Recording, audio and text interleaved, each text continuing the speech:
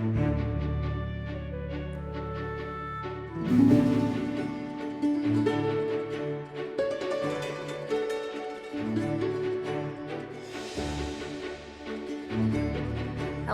welcome back to the L.A.M.E Book Club podcast. My name is Melissa. I'm Ellie. And this is week 2 of our Crown of Midnight, not series, episodes? Yeah? I'd call it series. Well, but Throne it's our of Glass Throne of Glass series, series. Crown of Midnight sub-series. Part 2 of Crown of Midnight. Chapters 20 through 37.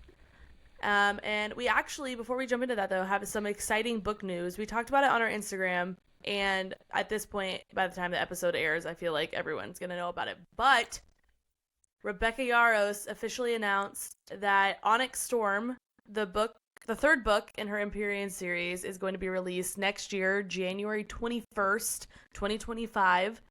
And it's already the limited edition is already available for pre-order or something. Yeah.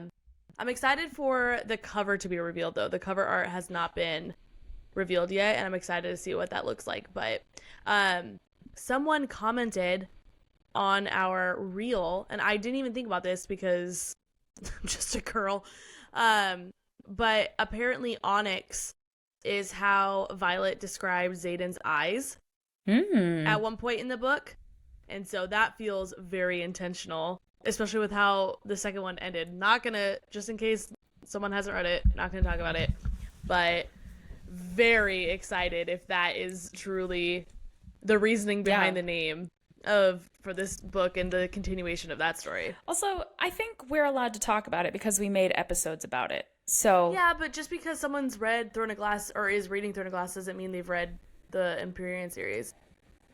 Okay, I don't know. We're gonna talk about it. So I just skip ahead 15 seconds, I guess. If you 1 whole minute, and go. I cannot wait. Like, Xaden, I'm sure they're gonna find. Well, I'm not sure, but I'd place like a 99% sure bet that they're gonna find a cure for him and all will be well. However, I don't know because there's still 2 more books. This is the middle of the story, like long game story. So who's to say? I feel like I just want to know Violet's second signet. I'm obsessed with the signet situations. It's like X-Men powers. I just feel so excited about them. I want to know what Andarna's gonna give her. I know.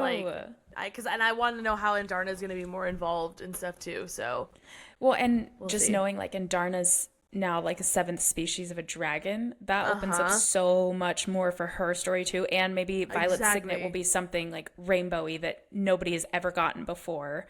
Well, it has to. I feel like it has to be if it's, and especially that coupled with the fact that she already wields lightning, which is already like not the original. I mean, it's not like she's the first person ever, but it's uncommon, and like it's been a while since they've seen that.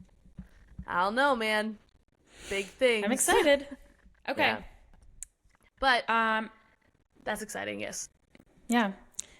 I guess I'll do the Discord real quick. Or do you want to talk about the comment first? We'll do Discord. If you haven't joined our Discord, we are chatting it up all the time about whatever book we're talking about on the podcast, or any of the Throne of Glass books, really. We have different channels, so if you've read something and you want to talk about like Kingdom of Ash, we're there to chat books with you. We both finished it, so let us know your theories, join us, and we'll have a good time. There's a link in our highlights if you want to join. Go ahead, go there on Instagram. It's a never-ending link. It is a never-ending link. It was ending at one point, then we fixed it. So now it's never-ending. Yeah. Cool. And then, Ellie, go ahead. If you're listening, like and subscribe. If you're on YouTube, leave a comment so we can read it. A nice one, preferably, but Apple Podcasts, all is welcome, I guess. Yeah, leave a review on Apple Podcasts. Yes, on Spotify. If you like it, awesome. But we can only get reviews on Apple, so please do. And with that being said, we have a really sweet message that came in on Instagram. If nothing else, write us on Instagram. We just love to hear from you guys. But this comes from 100 Sivua podcast. I might be saying that wrong, and I'm so sorry. It's Finnish, so I'm not savvy with the language. But They said, hey, just want to let you guys know that you inspired us to start a similar podcast and finish. You made us realize that we're not the only ones who can actually have a 4-hour conversation about Rhysand's wingspan. Woo! So love your content and everything you're doing. You may not understand much of ours, but we'll keep listening to yours. So if you're out there and you speak Finnish and you're looking for another podcast, go check them out. Honestly, they're so sweet. I'm going to learn Finnish just so that I can listen to just their for podcast. that. Yeah. Translate that it for me. That is so nice. I know. And I feel bad that I can't reciprocate. I mean, I could. I just would have no idea what they're saying. I'd like to be engaged, though. I would, too. I do want to hear, like, what other people... I think that's why I like the Discord so much, is because I want to hear what other people have to think about these books outside of just us. You're great. Yeah. We all know that. But I want more. Well, and that's, like, the beauty of it. Taylor, who, if anyone has listened to our Fourth Wing and Iron Flame, mostly Iron Flame episodes, she was on for a little bit. Ellie and I went to college with her, but Taylor and I have gotten like a group of our other friends now to start reading ACOTAR, and it's so fun to talk about this whole part of my personality that's developed in the last like year that I haven't, but now I can like share that with them and they have it too, and we have like, it's just fun to hear like what they think, and some of them aren't as into it as I was, and they're dumb, but that's honestly, okay. I'm just kidding. If a stranger approached me on the street and was like, let's talk Fourth Wing, you're my new best friend. Immediately. Well, exactly. It's crazy. It's such a connection. It's an immediate connection, these people. I love it. Deep connection, too. So it is fun. So, yeah, like Ellie said, join us. We like to talk on there. Or just message us. We can chat on there, too. Yeah. But, yeah. I'm going to go our into... last piece... No. I'm going to... Our last... What? What'd I forget? Our June situation. Oh, I so forgot it. I'm excited. Okay, go ahead. Our last piece of really big news, and we are so excited about this. In June, this coming June, 2024, we are going to highlight 4 indie books. Indie means independently published books from these different authors, and we have officially secured the lineup. So we're gonna give a little summary about the books, talk about kind of just vaguely what we really loved about them, because by then I'm sure most of you will not have read them yet, so it's just kind of our job to really hit on these and why we loved them. And then we're going to do a short author interview with each of the authors of these books. So super excited. That's each week in June. We're going to make that Indie June month. So we have the lineup, and in no specific order. We don't know which weeks are going to be which books. That'll come out later. We will announce that first, but yes, we just have the book secured as of right now. We have Elegy of Twilight by Angela J. Ford. Look at that cover. So cute. We have A Cursed Kiss by Jenny Hickman. Oh, also cute. That looks a lot like the Powerless or something. I don't know. It's like a popular book right now. Someone brought that book up for us to read, and they said it was so good, and I have never seen it before. I keep seeing it.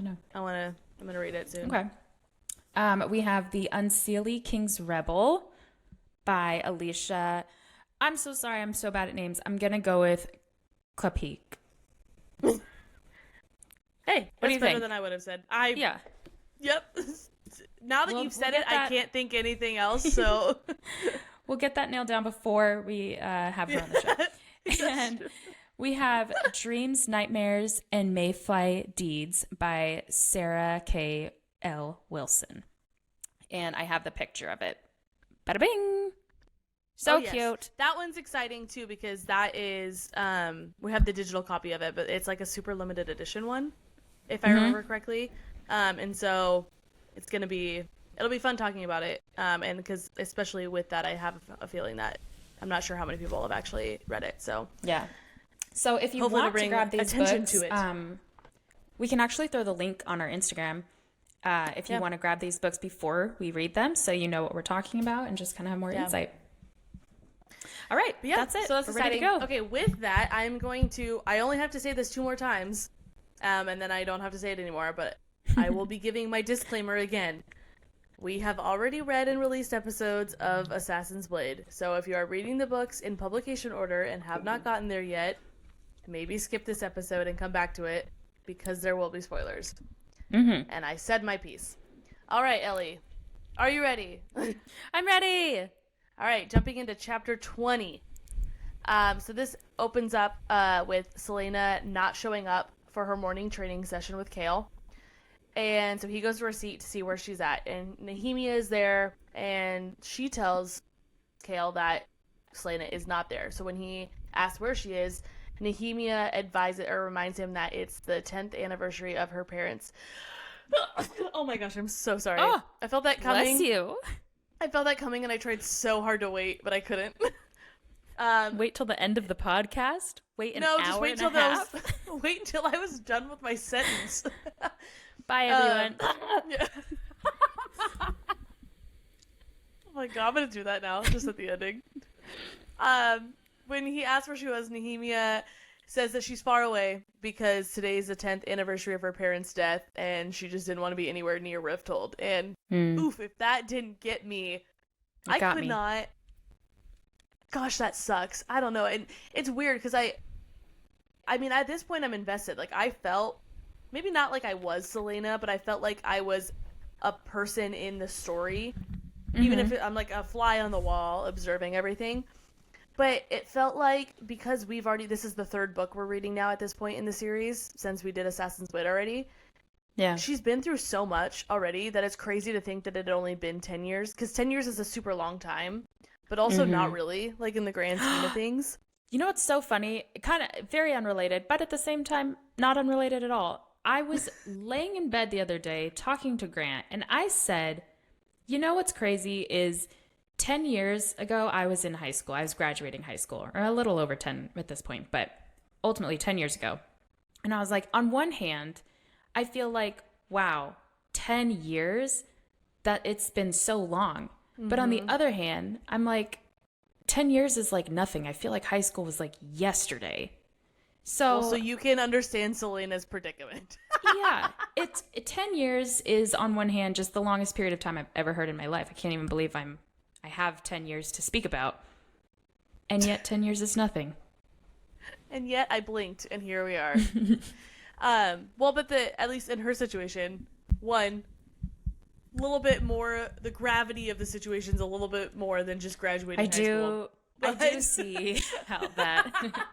But she was only 8 when everything happened. So like at this point now, she's been without everyone longer than she was even with them, which that's got to be kind of a weird, like, understanding and like a weird feeling. But that's also sad. So we're gonna move on.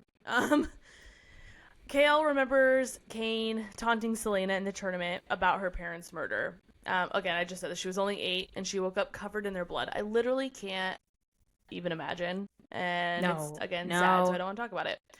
Chaol was waiting for her in the foyer when she returns after midnight, and he follows her into her bedroom. And after she changes into a nightgown with him turning around, which that whole thing I thought was so weird.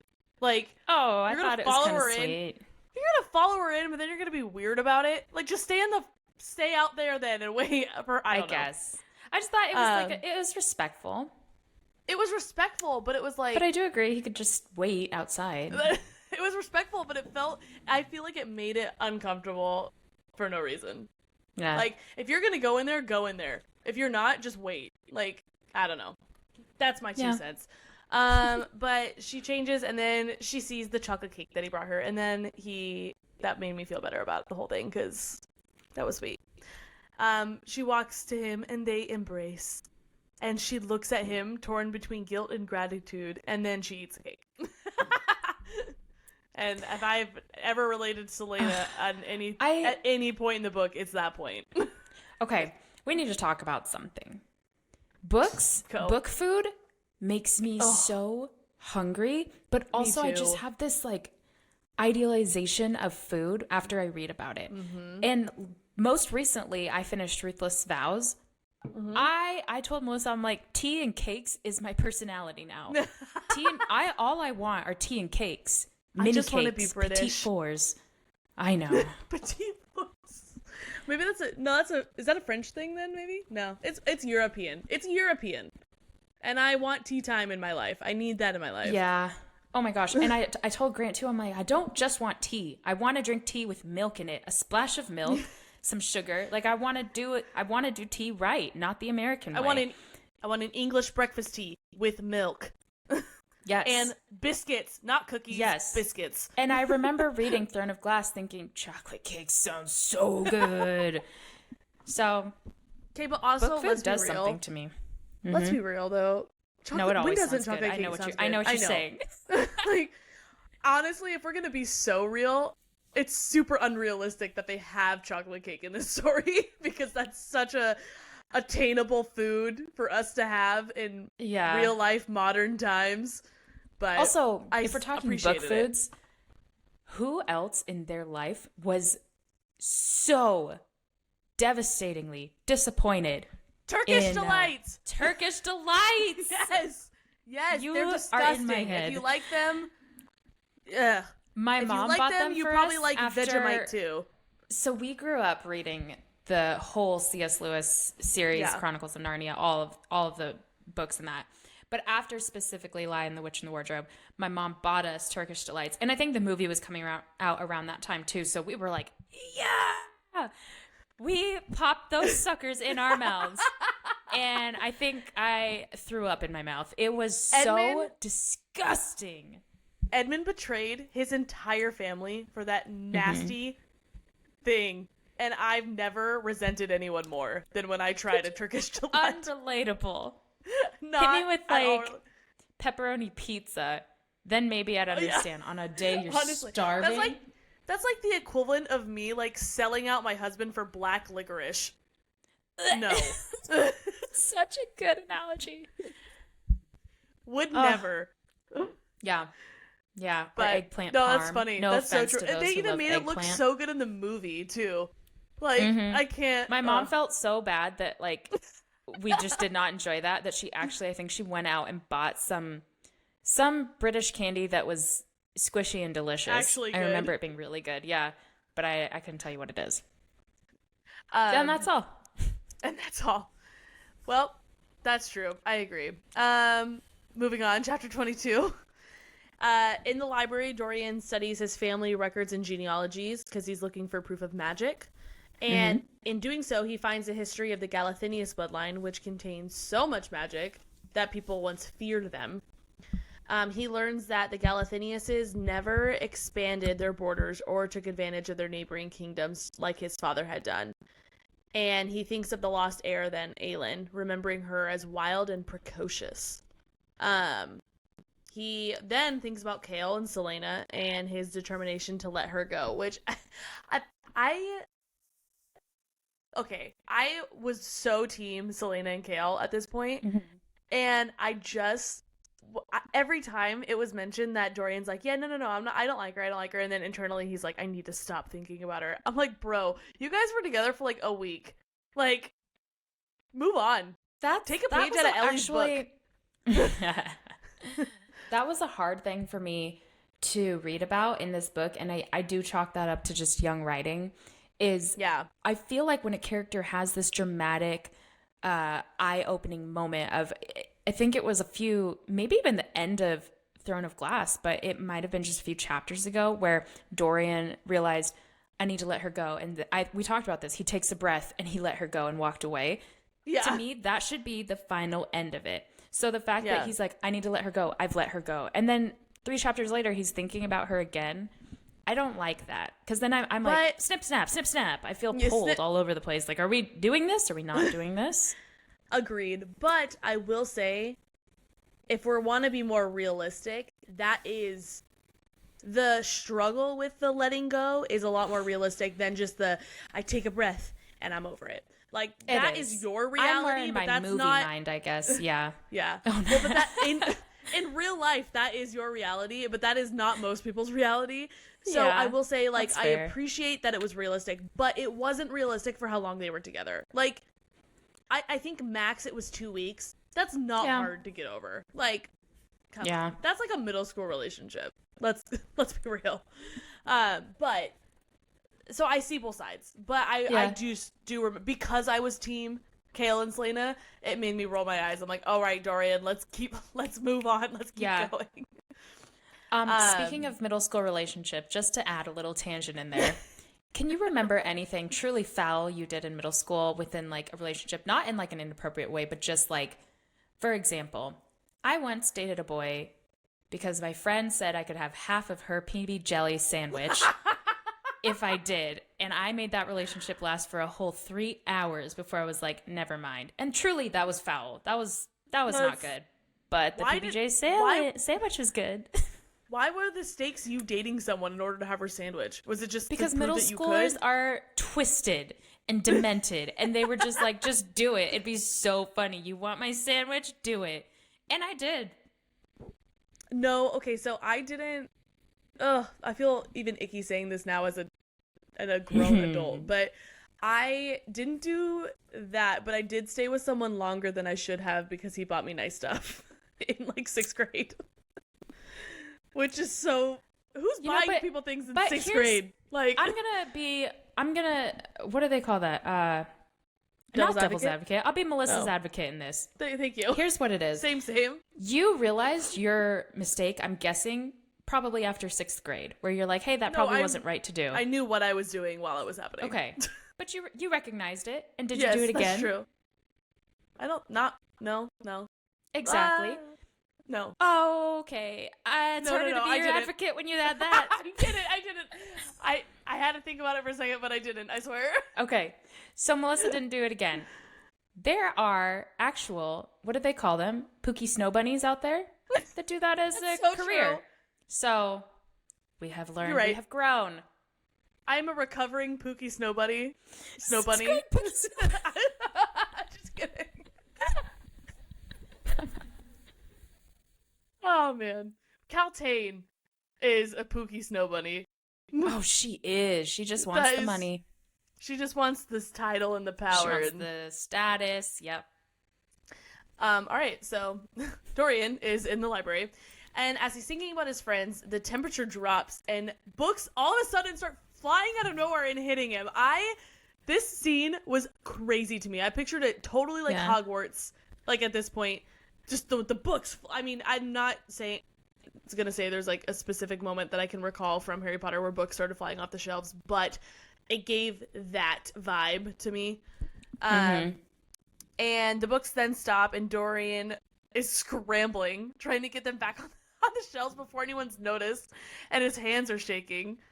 And then he finally leaves the library and heads straight for the carnival because he wants to see the witch.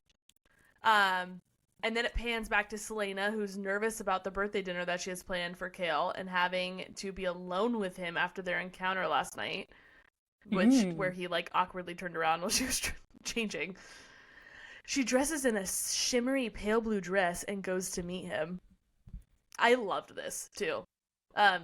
They go to an old apothecary shop. Okay, aesthetics. And they climb. The mood is right. The vibes are vibing. Right. This honestly gave me so, and this might be so wrong, but like, I got so much Princess and the Frog, old sugar mill vibes from this. Oh, like, okay. To be honest, droopy like trees with like willow tree. You know what I mean? Like the dangling. Yeah. I guess, and just like kind of not moss, but just like green. Lots of green. Vines like a Spanish everywhere. moss situation where that's just drooping down. Very like Baton Rouge, Louisiana-esque. Funny you mentioned that. We just watched Princess and the Frog the other night. I love that movie so much. And we quoted this yesterday when Ray is like, my name Raymond, but everybody call me Ray. Love that part. Anyways, when I hear the word apothecary, I immediately... Schitt's Creek. Yeah. Wow, you are really in my head today. That's crazy. No, I'm in your head because that's also the first thing I think of. But the only reason I didn't think the only thing I didn't think of, or reason I didn't think of Schitt's Creek is because of like the fact that it says they climb to the roof and enter, and they're in a greenhouse, and she's decorated with flowers and plants and trees strung with lights. So like that wasn't giving Rose Apothecary to me, but the word apothecary makes me think of his apothecary shop. Always puts me there. And like I want an apothecary cabinet in my house, but then I'm like, it's not that I didn't like the apothecary shop they opened. It was so cute. But it always makes me think of Schitt's Creek. Okay. But yeah, so gave me very much Tiana vibes, which I was here for. Chaol says that no one's ever done anything like this for him, and at this point I was like, kiss. Like, I was so hyped up for this. You were fully jump ship, yeah. Yeah. And then after dinner, then they're just standing on the roof's balcony, and Celaena's thinking about how his family has shunned him when he's more loyal and noble than anyone else in the kingdom. And then she does a total buzzkill and confesses to him that she hasn't been killing the enemies that the king has been ordering. I'm like, what? You know how loyal this guy is? I know. To a fault, and you decide that this is the moment you're gonna spring. I mean, I guess, to be honest, if there's ever gonna be a moment when he's feeling good and the mood is light, I guess that's probably the best time to do it. But I'm like, you should have just kissed him first, because then at least we got this sweet moment between the two of you before this. Honestly, so I posted a reel recently about how I just don't like Chaol. It's not a secret to anybody.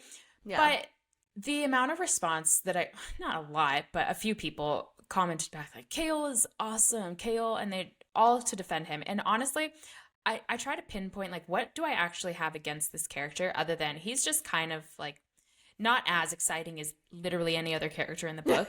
But I think truly what really does it for me is a little bit later on we'll talk about kind of his moods, but in this, from the beginning to now, he is so loyal to the king, and everybody knows this king is evil. So if Chaol is such a good guy, and I know his justification is, well, I'm not really here for the king, I'm here for Dorian. But look, oh, I'm sorry, you are still serving the king right now. Yeah, Dorian's not giving you orders.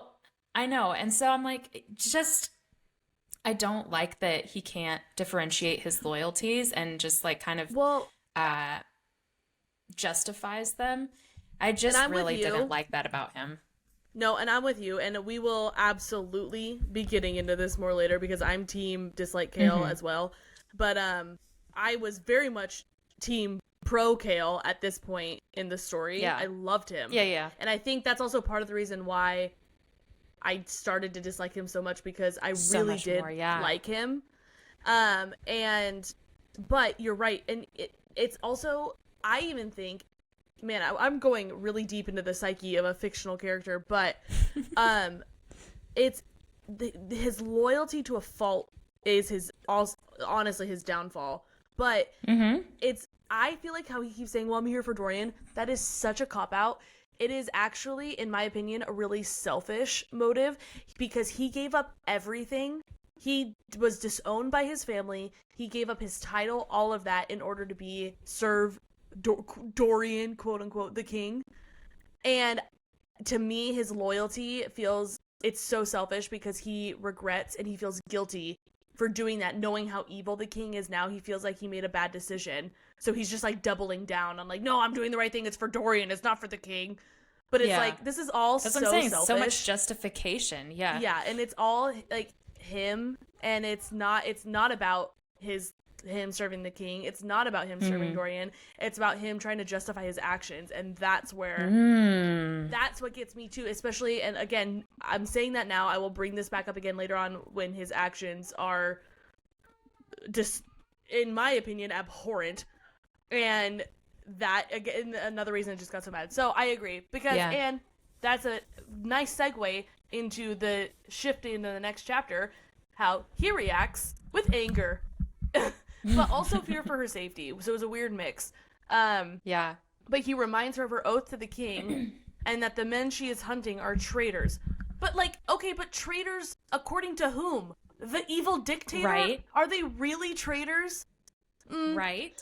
And that's exactly it, because you're loyal to Dorian. What does Dorian think about this? Have you asked him? Because the king, exactly. Dorian doesn't doing like exactly what the king wants. And so, and everyone knows the king's evil. You have to believe that Chaol, if he is so loyal and noble, like, sees that. Exactly. And so why are you still fulfilling his orders and, like, I don't know, and mad there's at only her one for reason being an honorable person. Yeah, okay. And there's only one reason, it's justifying his own actions. That's the only thing that makes any sense. Oh, we've cracked the code. And we've cracked Chaol. Goodbye. Chaol also tells her that if the king finds out, he will make Chaol execute her himself, which is grim to think about. She says that she will barter her way out with information she gets from Archer and then can be free to live her life. And honestly, that felt like a pipe dream in my opinion, but who's to say? Chaol states that he'll go with her, and then he kisses her. Honestly, this whole scene was snip, snap, snip, snap. Whiplash. Yes. I got whiplash for sure, because it was a lot. But I'm fine. They finally kissed, and I was at least grateful that things seemed to be going better. And I was shocked that he offered to go with her. Because that felt like a totally opposite of his character and everything that we've done so far. So I had a little bit of hope at that point. She responds with equal passion, and they quickly return to the castle where she leads them to her bedroom. And without being too crass, she does not wake up a virgin anymore. Then they just I forgot about that. Mm-hmm. I actually was really surprised that she added not that she added it. I was surprised that it was Chaol and not Dorian, because I mean I guess that just feels so right, I guess, now, like, long term knowing it. But you'd think that, I mean, she had plenty of opportunity to with Dorian, and he's a crown prince, you know, like who wouldn't want, you know what I mean? And like, who's Chaol? A boy stripped of his title who's now serving an evil tyrant. Like, okay, yeah, but that does seem fitting with Celaena's personality.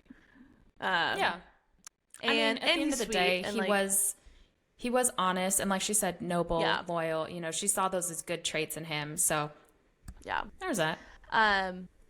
Then she asks him how much trouble he's going to be in, but he says he doesn't know. So they agree to keep their relationship secret for both of their safeties. And Celaena reassures him that Dorian is no longer a concern, but they can't tell him. So she's like, hey, it's not because I still like him or anything, but we just, like, literally can't tell anyone. Dorian, it pans back to Dorian. He's at the carnival. He goes to find the witch. He gives her 4 gold coins as payment, and asks his first question, is magic truly gone? She confirms that... Do they announce the witch's name at this point? Because that is a topic I would like to hit on. I can't remember. I don't think so. I think she's still just like the fortune teller witch at this point. Witch. Okay. Well, I think next episode it does for sure. I don't think it does in these chapters though. Stay tuned for my unhinged reaction to that witch's name. Is magic truly gone? She confirms that his type of magic is, though some of the forgotten powers still exist. Then he asks if one person could somehow contain magic, but she once again says that magic is gone, and even for the Fae, no one has magic. Celaena then tells Nehemia about her relationship with Chaol. So I like how she's like, we literally can't tell anyone, not even your best friend, and then she goes and tells her best friend. And that if that's not a girl thing to do, I don't know what is. It is such a girl thing, but also it's very understandable considering they had history, like his best friend. What a, like... Well, that's... Yeah. Ooh, what a move. Best friend hopping. Yeah, talk about best friend's brother. Literally, I mean, they might as well be brother. No, stop. I love that song. Oh, you hate that song. I hate that song because I was friends with, like, a couple girls I was friends with in, like, freshman year of high school. Thought my brother was hot, and that was just so disgusting. And they, to get me going, would sing that song. And bleh. I don't love that. I did tell Melissa, I was like, yeah, in high school I thought your brother was cute too. And she didn't take well to that. That was just a few weeks ago I said that. I'm not gonna lie, I think it might have been a trauma response. I feel like I'm hearing this for the first time. I do not remember you telling me that. But I do. Yeah, because remember, then I looked up a picture of him. It's coming back to me now. Weren't you guys in the same math class or something? Oh, I hope not. He was like a senior and I was a freshman. No, he was only a couple grades. Well, hey, I'm not going to get into my brother and what classes he took in high school on this podcast. All right. I wouldn't have been surprised. Maybe it was like study hall or something. I think it was study hall, not... I don't know. Whatever. It doesn't matter. Oh, you know what it was? I had a computer class with him. That's what it was. I was like, I swear you guys had a class together at some point. But, yep. Anyways, I love my brother. And I don't like that people think he's cute. He's married, so it doesn't matter. Celaena tells Nehemia about her relationship with Chaol. Nehemia is delighted for them, and Celaena feels genuinely happy for the first time in a long time.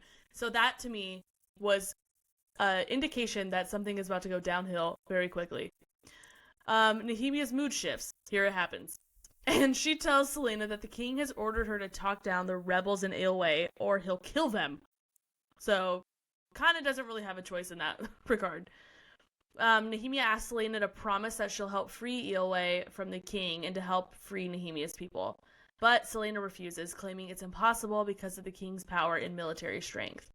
Celaena says she's only one person, but Nehemia reminds her that Elena has chosen her to fight against the evil overtaking the land. Nehemia says that Celaena only cares about herself, but Celaena says she just wants to live in peace. And honestly, I felt like this was such a relatable situation because it's like, yes, very. She obviously like feels for Nehemia and wants the greater good, but it's like she said, she's only one person. Like, what am I gonna do? Like, how is that gonna make a difference?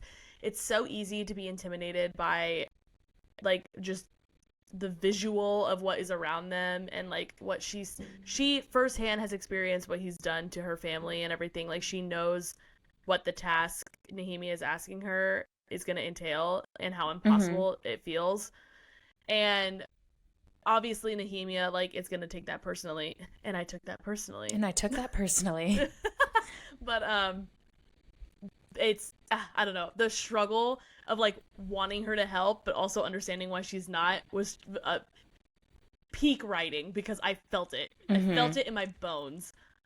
Yeah, absolutely. Me too. I think that, and like honestly, after everything she's been to, she deserves to just want to live in peace. Like, exactly. I think that that's what hit the most is, we just 2 chapters ago read about how she had to be alone because she was mourning her parents. It was the 10th year. And then you think about her life as an assassin, you think about her in L.A., and she's like, this girl has had nothing but an uphill battle, and it just kind of continues to keep going up because now she's serving the very person she hates the most, and but she's at least has to like keep content with her life at this, you know what I mean? Like, things are going well for her.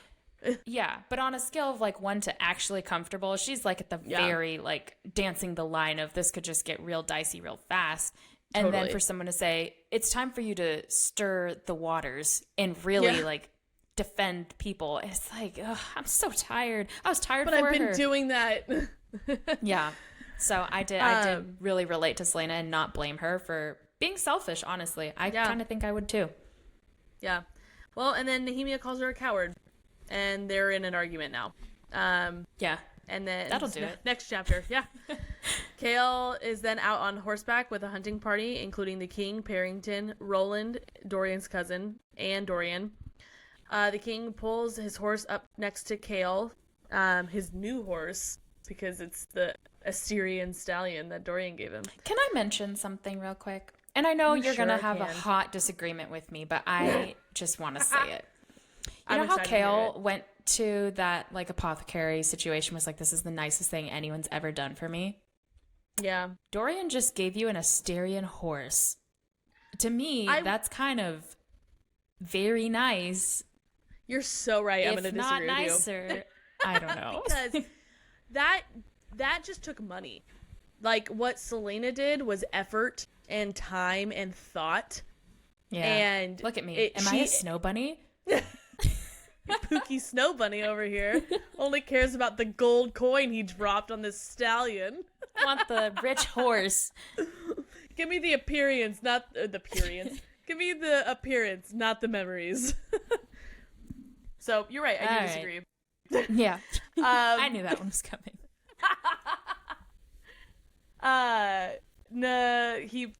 The king pulls up to him and tells him that Nehemia will be questioned in the council room tomorrow night, so he wants 6 guards posted outside the door.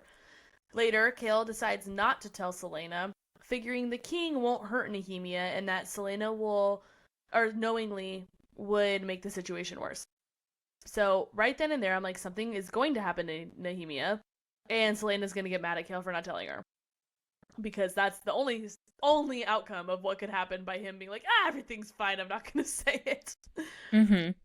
He gets dressed, leaving Celaena sleeping in his bed, and leaves the castle to get some air. He walks through the Silent Gardens thinking about taking Celaena as his wife, which I was like, wow, that's quick. But we're here for it. Fast paced. And as It's he about envisions how his I future... was in middle school, too. That's so true. I like how they're in like their 20s, and we're like, yeah, me too when I was 13. And as he's picturing his future with her, someone grabs him from behind, pressing something to his mouth and nose, and he passes out. Celaena wakes up alone in his bed, and she's guessing that he's fulfilling some obligation as captain of the guard. And she's also imagining a life with him. So they're very much on the same page, which is great. As she returns to her room to eat breakfast, another list of names arrives from Archer. Nehemia doesn't come for their word mark lesson, but she's not surprised because she figures that they're still, like, fighting. Yeah. Celaena then finds a sealed envelope with her name and a note that tells her that someone has Chaol and it just has an address underneath it. They warn her to come alone by tomorrow morning or he's dead. She feels the same rage she felt seeing during the murder spree that she had in Endovier. And I was like, oh man. Ooh. Buckle up, Buttercup. Fire. This girl is on fire. And also, we are about to see I it. do want to add something while we're in between chapters. Do it. With Nehemia not showing up for their lesson, that hurt me so much.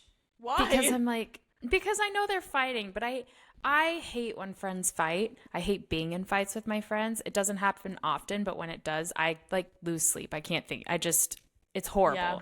And so for Celaena to be fighting with Nehemia and how invested I am, it felt like Nehemia was mad at me and then not showing up to my lesson. And I was like, I'm so sorry. I'm never going to learn how to read word marks. No, I get that. I think that's sweet that you take things like that so personally. I probably would too. I don't know. It didn't bother me as much. I was like, yeah, that checks out. And just kept going. It's weird.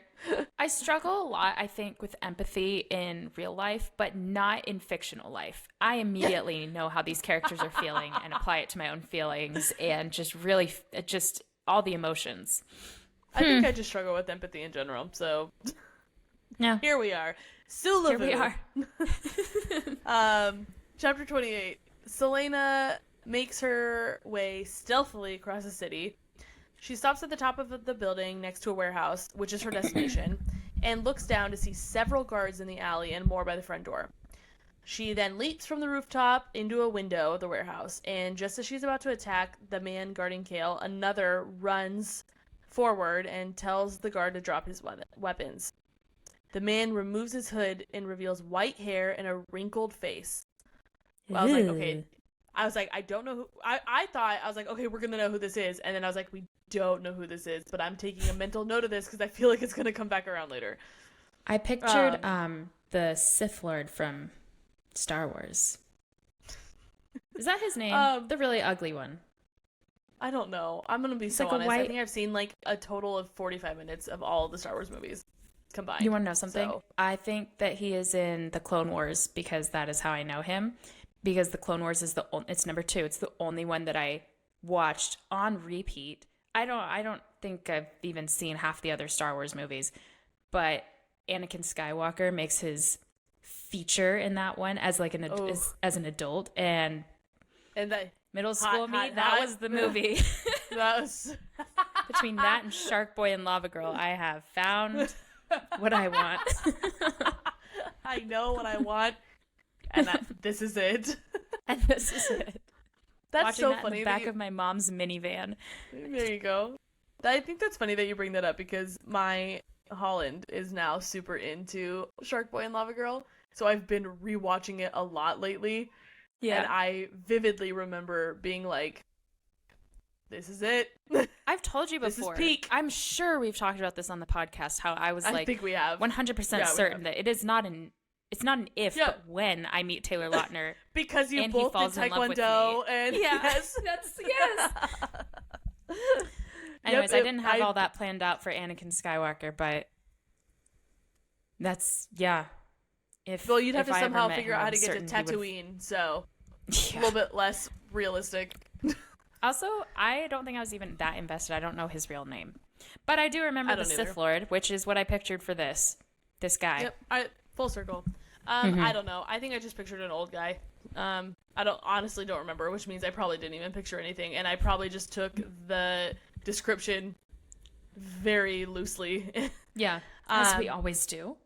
I tried to note it, but anyways, he pleads with Celaena to listen to him, but Chaol's guard then charges for her, and another fight ensues. Celaena hears her name just in time to dodge an arrow, and it's Archer. The arrow then hits him in the shoulder. He wears the same robes as the other men, and then she realizes that he has set her up. Archer begs Celaena to listen to him, but she demands that Chaol be unchained immediately. And at that point, I was like, no, not him. Because I did not see that coming. I don't know about you. I'm sure Taylor did, but I did not see that coming. I mean, I knew he knew more than he was letting on, but I didn't anticipate this being the culmination of it. I don't think I saw it coming, but it's because I wasn't really looking for it. Honestly, I didn't really practice out my Taylor thinking goggle. Like, I didn't put my goggles on of theories and all that until, honestly, I met Taylor. But that's so true. Just reading into it, I knew Archer was going to be a bigger part of the story because he wasn't just someone that she had to kill and didn't. Like in the beginning of the books, he was somebody that she knew in the past and gave some extra time, so he was around. So I knew something was going to happen, but yeah. Well, then Archer explains that he's been working with Nehemia for the past few months to lead this group. And then I was like, that sniveling little rat. He's saying he doesn't even know who these people are. Lo and behold, he is the leader of the group. What a noob. I mean, I understand he doesn't want to die, but like, he already knows Celaena's not going to kill him at this point. Like, yeah. I don't know. I was like, I hate you. I immediately did not like Archer anymore. I didn't like him from the second he was crying on the floor. That's so true. I forgot about that. I forgot we talked about that. How could you forget? That was so gross. It was, that was so gross. I don't know. From then on, any manliness from him, being the leader, whatever, no credibility. You just sobbed on the ground. He orders everyone in the building to leave. Once they're alone, he tells Celaena that he and Nehemia have been leading the rebel movement together in hopes of raising a force in Terrasen. And they also hope to uncover the king's plans. Celaena thinks back to how busy Nehemia has been and the times she was missing from the castle, and she goes, that checks out. I believe you. So then she asks where Nehemia is, and Archer tells Celaena to then ask Chaol. And this is when I was like, I knew it. What a freaking idiot. This is when it's coming up. Everything's going to be ruined. Chaol, please, ignorance. And I was like, stop. Again, started to lose credibility for him. I'm like, you just own up to what you did at this point. Yeah. So Archer explains that someone had threatened Nehemia, which Chaol knew about, but never mentioned to her.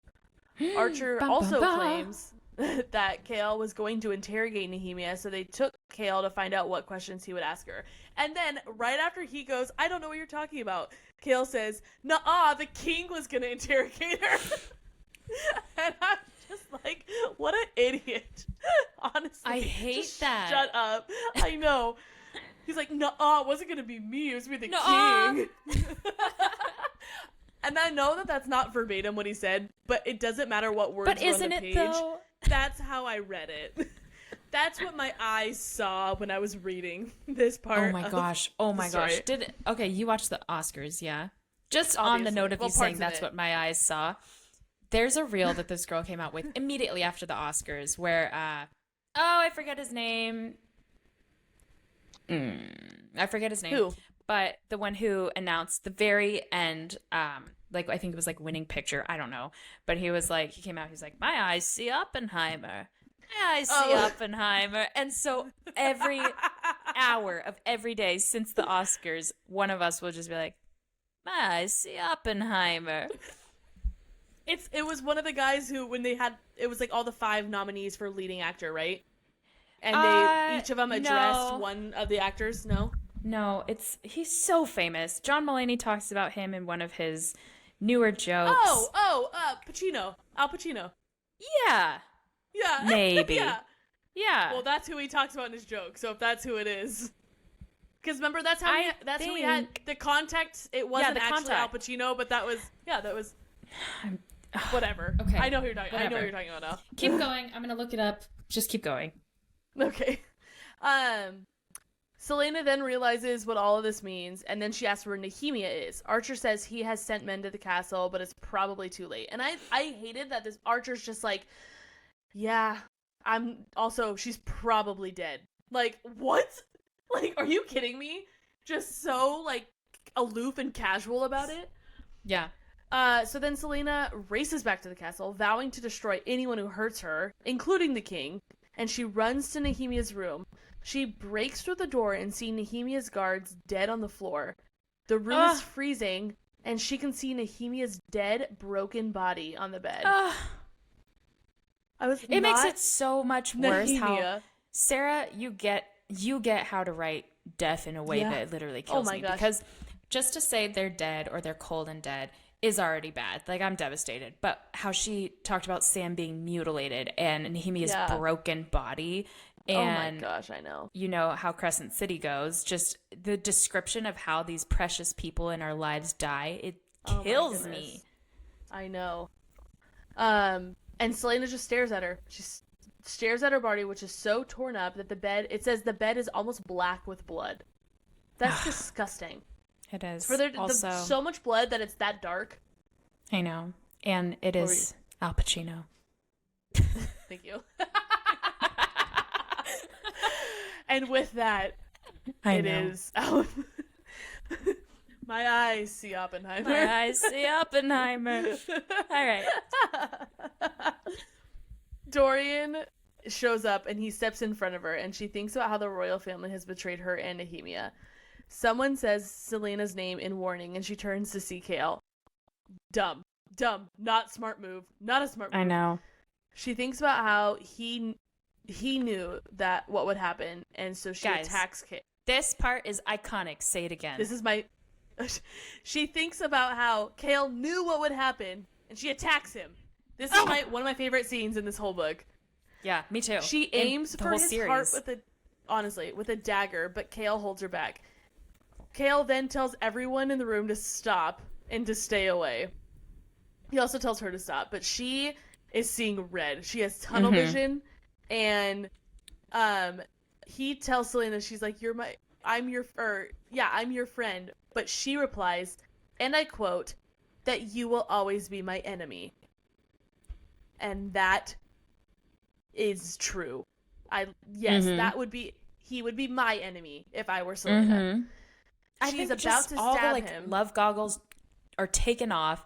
Yep. She sees him for who he is. You are a servant of the king. Spineless. The king is evil. Evil attacked Nehemia. This is all this is all of you guys. Even if he didn't 100% know exactly what was going to happen, he was 1000% complicit in this happening. And he didn't tell her intentionally because of his blind trust and loyalty. So, yeah. I mean, I think it was also a mix of like him not wanting her to worry and stuff, but like I think it had less to do with that in my personal opinion. Yep. She's about to stab him, but then the room gets cold and something is like stopping her from doing so. And she scratches his face, leaves like 3 scratches on him. Another guard hits her in the head. And then she looks away and leaves. And as she's leaving, a guard hits her in the head and knocks her out. Chaol is followed by Dorian, and takes the unconscious Celaena to the castle dungeon and places her in the cell next to Kaltain. And this, I know she just attacked him, but I'm like, way to add insult to injury. Now you're putting her in the dungeon? Like, you could have even put her back in her room. I don't know. I guess it makes sense that he didn't, but... Ugh. Dorian tells Chaol that it couldn't have been the king who did all this, because he was at dinner with his family when it happened, and that the king wanted to talk to Nehemia afterwards. Which, to me, I was like... That's so dumb. And what, the king's gonna go kill Nehemia himself? Exactly. But, like, you're telling me that he didn't play a role. He was at dinner. We were eating mutton together. The king doesn't have an entire army of henchmen, assassins, killers. Yeah. Okay. Oh, well, he said he wanted to talk to her, so he couldn't have orchestrated this. Yeah. There's no possible way he would lie and use that as a cover-up. Couldn't be true. Dorian. What a simp. Dorian tells Chaol... wait. Knowing she's in the dungeon, before she opens her eyes, Celaena wakes, and Kaltain says that she knew Celaena would end up here. And I was like, all right. Cryptic. Kaltain Rampier. She asks if it's because... I'm not going to call her Kaltain anymore. I'm just going to call her Snooky... What is it? Pookie Snow Bunny? Oh. Between that and saltine crackers, yes. All right. Moving forward and henceforth, she is forever known as Pookie Snow Bunny. She said she'd always she knew she'd end up there. I'm sorry, I lost my spot. Hold on. Kaltain says she knew I found Celaena would end up there. Celaena thinks that Chaol's blind loyalty to the king made him believe that she couldn't save Nehemia. She gets it. He doesn't. She gets it. Mm-hmm. Celaena was happy for a short time, but now she realizes that death is her gift and her curse. She tells Pookie Snow Bunny that they killed Nehemia, and Pookie Snow Bunny replies that if she doesn't marry Parrington, she'll stay in the cell for the rest of her life. Celaena asks why he would still want to marry her after she betrayed him, but Pookie Snow Bunny has no idea. Chaol opens her cell 4 days later and carries her to his suite. He is suffering over Nehemia's death, knowing he could have prevented it, but he also knows that he's lost Celaena forever. And honestly, I was just like, boo freaking who? What do you mean, like, you're sad about Somebody this? Can you imagine died. what she is? I know. Like, are you... Okay, and this was the beginning of the end for me with Chaol, because I'm like, he brings everything back to it being, like, somehow affecting him. Like, yes, you are the world centers around me. You are quite literally the smallest piece of this puzzle. You need to relax and see what you did to other people, not how you're sad about it too. Like, you hardly knew her. Chill out. Oh man, and I know people are going to come back and be like, people are allowed to have their emotions, but I would argue that not Chaol. I literally can't even tell you guys how upset I'm going to be when we're talking about Queen of Shadows. I am going to lose my ever-loving mind in that book. Yeah.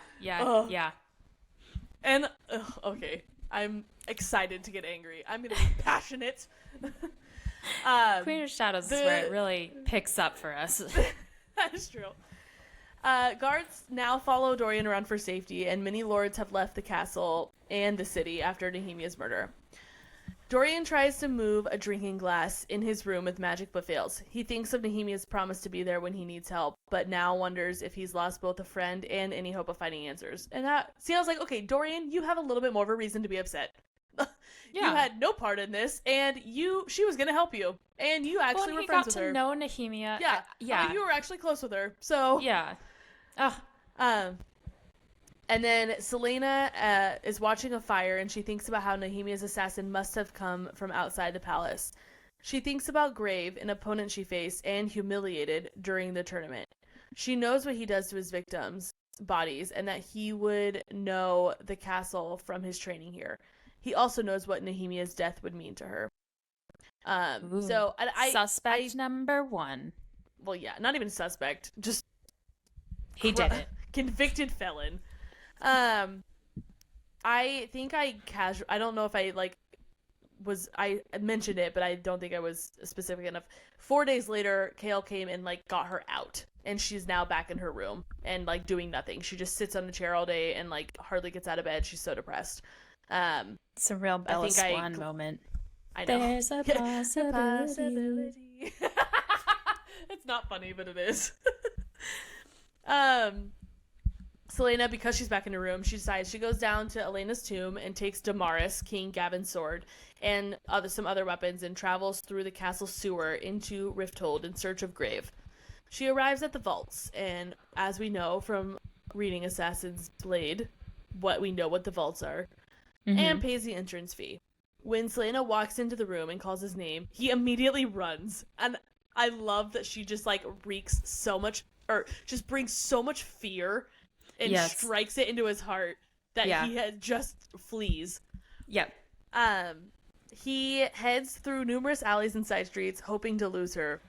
But alas, she emerges through the fog. And this is a total, like, ninja movie moment. Yes. Yeah, yes. like, just, he's like, oh, good, I lost her. And then there's fog in the city streets, and she peers through it, and the blinking lights of the street signs behind her. Even though there's not electricity, so we know that that's also not the case. But he rushes at her with daggers drawn, but she easily dodges them. Celaena draws Damaris and slashes Grave across his shins.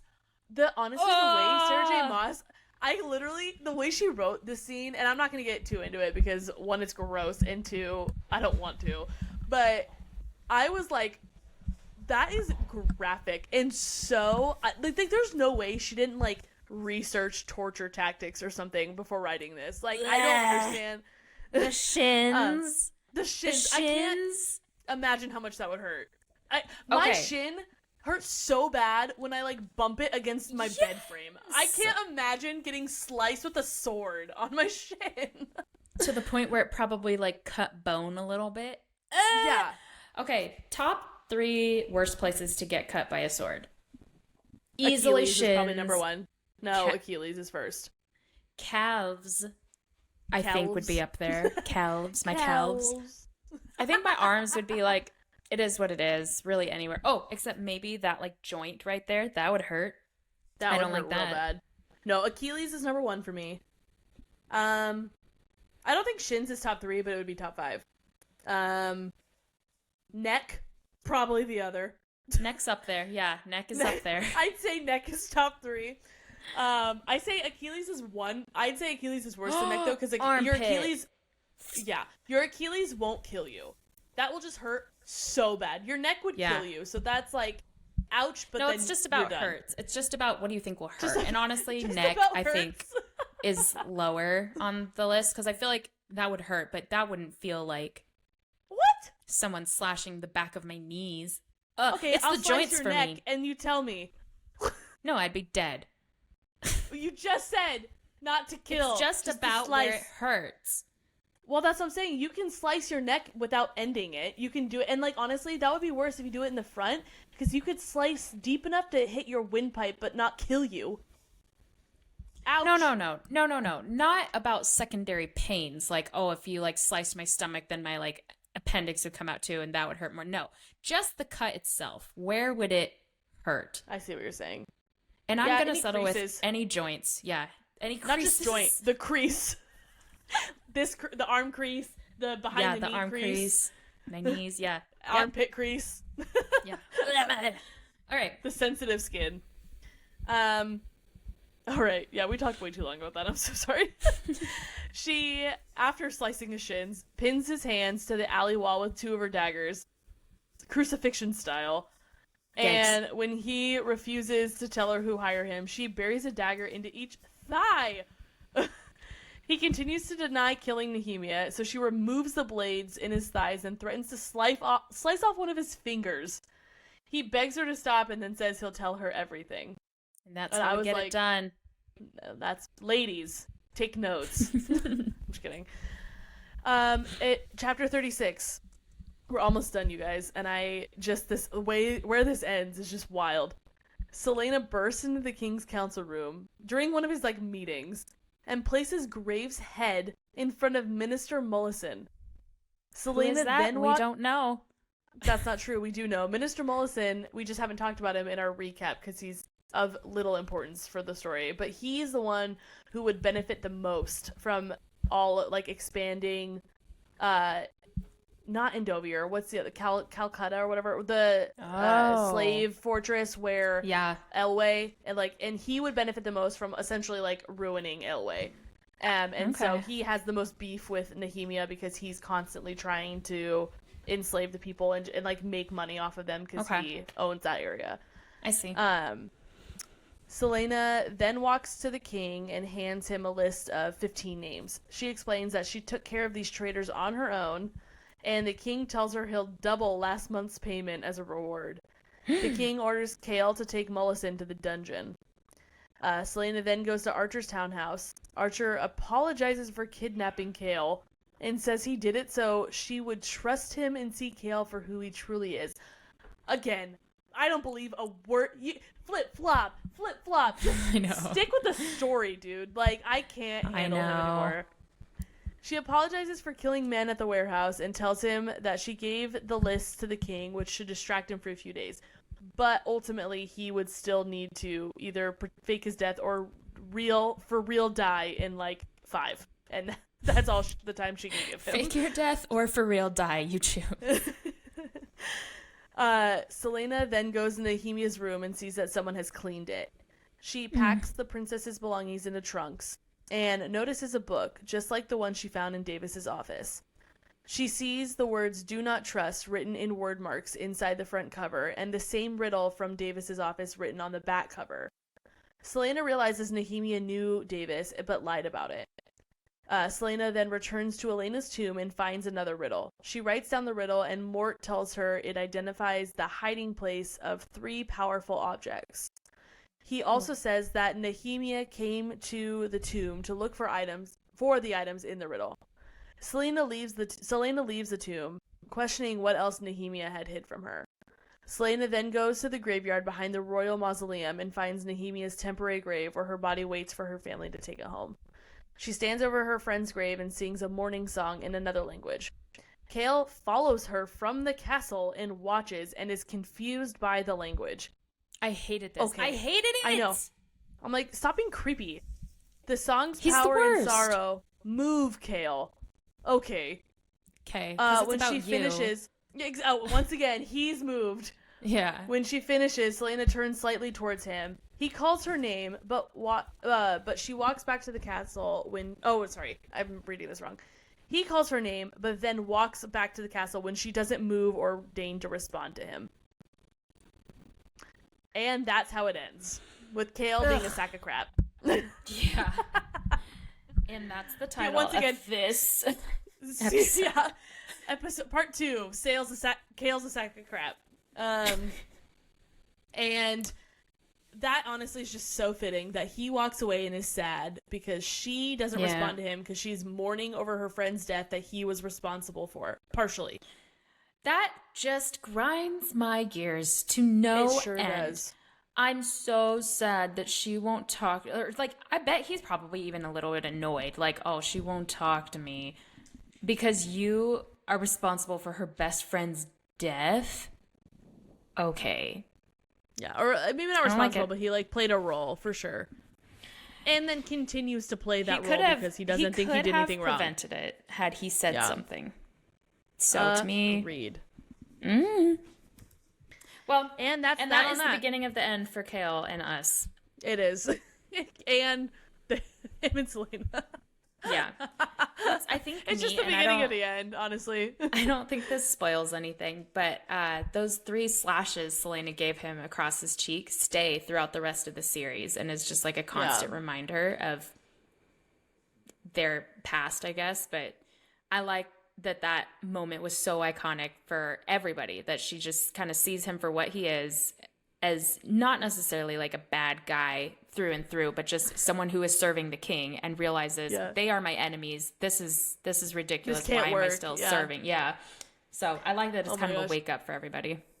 I agree. Also, this is just me, but I can't, anytime anyone says bad guy, I can't not think of that scene in Wreck-It Ralph when he's at Bad Guys Anonymous and Voltaire, or when that one bad guy's like, because we're bad guys, but that doesn't mean I'm bad guy. Yeah. Oh man, that movie is so funny. I just love everyone. If you don't watch, honestly, if you're not watching like Disney and Pixar movies, you are sleeping on some good stuff. They are so good. The humor in there is top tier. Oh also, my goodness. Guess what I saw last night? Shrek 2. No, saw in the movies, in the theaters. Although Shrek 2 is coming out for a second release in the theaters in like 2 days. Because it's been 20 years since it came out. Can you believe it?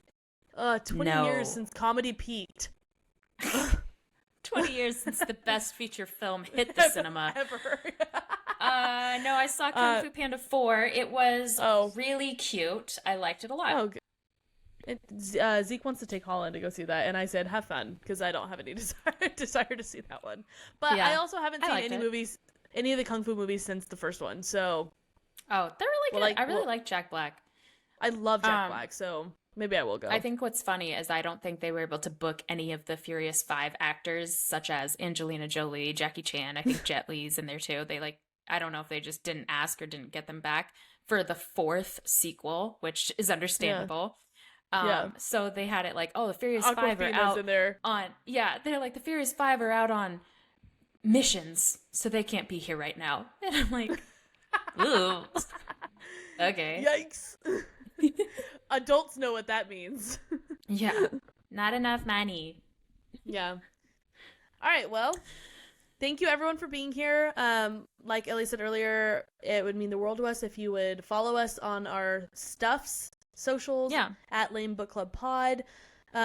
Subscribe on YouTube, leave a review on Apple Podcasts, join our Discord. We'll talk more about how much we hate Chaol together. And other things. We don't have to exclusively talk about that. Or, you know what? Picture me as that meme of the guy sitting behind a table, and I said, Chaol sucks, change my mind. That's also an invitation to a challenge. Feel free to do so. We have some people on our Instagram that are pretty passionate about their thoughts on Chaol, adversely of what we're thinking, and it is gets also heated. Tamlin is a hot topic. I literally can't handle that one. I could honestly, we maybe need to have an episode. I could defend him all day long. I'm telling you. Tamlin? Yeah. Okay, here's my thing. I don't think he's not the villain. He's done crappy things and he's a bad guy. But what I don't understand is what the argument people use to say, well, if you like Rhys, then you have to like Tamlin. I can see it. I can see it, but we maybe just can't talk about it at the very end of this episode. But that's so true. But I can defend him, and I'm prepared. I have my notes. Let's do it. We're gonna do just a random Rhys versus Tamlin episode. Yeah, well, not Rhys versus, because I'll always side with Rhys, but no. Tamlin. You just said your Tamlin redemption question mark episode. No, you picked your opponent. No, and I'm now not you have to picking deal him. with it. No, you did. You said that you defend him, Rhys, and I'd like it on the internet. I pick Rhys. I could defend Tamlin though. I don't think either of them are bad. How about we title it, Tamlin, pro or against? Question mark. All right, and that's where we'll leave you all. Like and subscribe, and goodbye. Have a great rest of your week. Bye. See you next week.